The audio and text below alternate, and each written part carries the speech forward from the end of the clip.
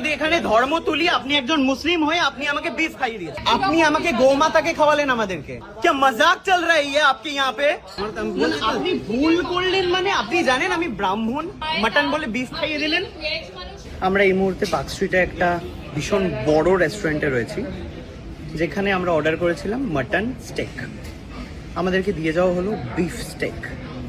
স্বাভাবিকভাবে বলা হয়নি এটা কি, অর্ডার প্লেটে রেখে চলে গেছে। আমরা ভাবছি এটা মাটন স্টেক, আমরা খেয়ে নিলাম।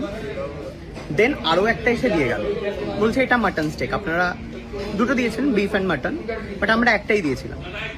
আমরা এতক্ষণ যেটা খেলাম সেটা বিফ খেলাম।